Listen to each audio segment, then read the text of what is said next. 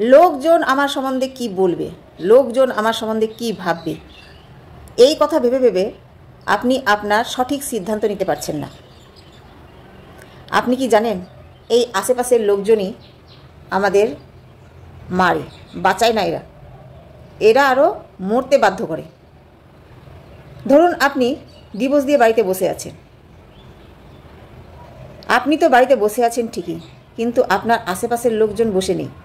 সে আপনার সম্বন্ধে সমালোচনা করছে, আপনাকে নিয়ে অনেক কথাবার্তা চলছে, সবার মুখে মুখে একটাই কথা, মেয়েটা ভালো ছিল না, এই জন্যই তো ডিভোর্স দিয়ে বাড়িতে বসে আছে। এইরকমই তাদের আলোচনা চলছে, অনেক খারাপ মেয়েটা, এখন আবার বাড়িতে বসে থাকে, জানো না এমনি এমনি বসে নেয়, ওই তো দেখলাম একটু বাজারে গেল আর তারপরে ঘন ঘনও বাজার যায়। এইরকম আলোচনা চলতে থাকে, এই কথার ইঙ্গিত দেয় যে সে মেয়েটা খুবই খারাপ। এই আশেপাশের লোকজন আপনার কথা বলতেই থাকবে, আপনার সম্বন্ধে খারাপ সমালোচনা চলতেই থাকবে। আর আপনি যখন শ্বশুরবাড়িতে ছিলেন তখন আপনি অনেক অত্যাচারিত ছিলেন, আপনার উপর অনেক অত্যাচার করেছে আপনার স্বামী, আপনার শ্বশুরবাড়ির লোক সবাই অত্যাচার করেছে। আপনি অনেক দিন ধরেই সেখানে অত্যাচারিত ছিলেন, আপনি বাঁচার জন্য আপনি আশেপাশের লোকজনকেও বলেছিলেন, কিন্তু সেগুলো তারা কানে দেয়নি, বরং তারা হাসছিল আপনার এই কষ্ট দেখে। আপনি হয়তো সমাজের লোকও বসিয়েছেন, সেখানেও কোনো সুরাহা মিলেনি, আপনার হয়ে কেউ কথাবার্তা বলেনি, বরং বলেছে যে আপনিই খারাপ ছিলেন। এইভাবেই আপনাকে ধিক্কার দিয়েছে।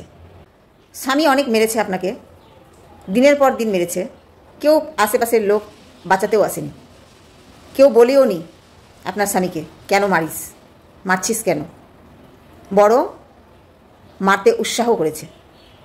শাশুড়ি খোঁটা দিয়েছে, শাশুড়ির ভাষা খারাপ করেছে আপনাকে, শ্বশুর আপনার সঙ্গে খারাপ ব্যবহার করেছে, বাড়ির ননদ আরও সব রিলেটিভরা আপনার সঙ্গে খারাপ ব্যবহার করছে।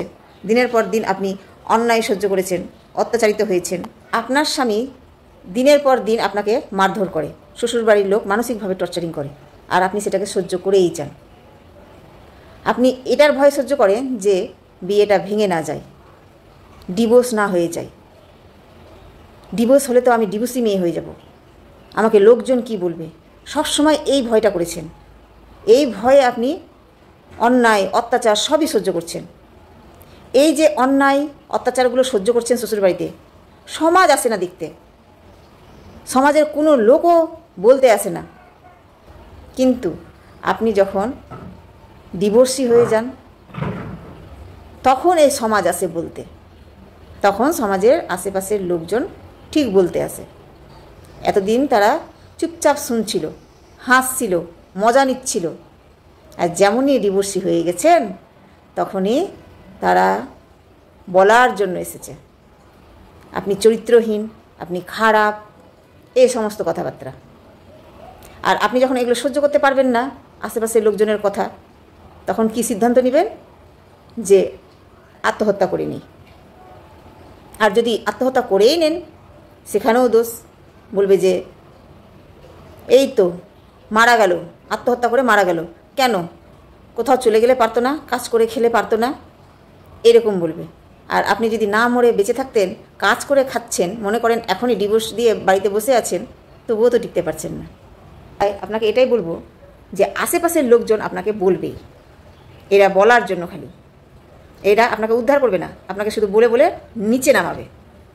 আপনাকে তো শ্বশুরবাড়ির লোক অত্যাচার করেছে, মানসিকভাবে টর্চারিং করেছে, তারপরে তো আপনি ডিভোর্সি। আর ডিভোর্স হওয়ার পরে এই আশেপাশের লোকগুলো আপনাকে কথা দিয়ে টর্চারিং করবে, মানসিকভাবে টর্চারিং করবে। শুধু কি আপনি ডিভোর্সি বলে আপনাকেই লোকজন এটা সেটা বলছে, সেটা না। আপনাকে আমি একটা কথা বলবো যে ভারতের সবচেয়ে ধনী ব্যক্তি যে আম্বানির পরিবার, তাকেও বলতে ছাড়ে না, তাকেও কুকথা বলতে ছাড়ে না। ভেবে দেখেন তাহলে লোকজন কি পর্যায়ের। তো আপনি এই লোকজনের কথা শুনে ভুল সিদ্ধান্ত নেবেন? কোনোভাবেই আপনি ভুল সিদ্ধান্ত নিয়েন না এই লোকজন কি বলবে এটা ভেবে। আমরা নারীরা যদি লোকজনের কথা একবারও মাথায় না নিই তাহলেই কিন্তু এগোতে পারবো।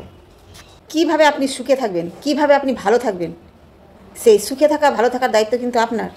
এই সমাজের লোকজন আপনাকে সুখ এনে দিবে না, ভালো থাকতে দিবে না। আপনাকে যেটা ভালো লাগবে, আপনি যেইভাবে ভালো থাকবেন সেটাই করুন। আশেপাশের লোকজন কি বলছে এটা কথা আপনি মাথায় নেবেন না, কানটায় তুলো ভরে দেন। কে কি বলল, কে কি ভাবলো, এটা নিয়ে আপনি মাথা ব্যথা করবেন না। শুধু আপনি কিভাবে ভালো থাকবেন সেই কাজটাই আপনি করবেন।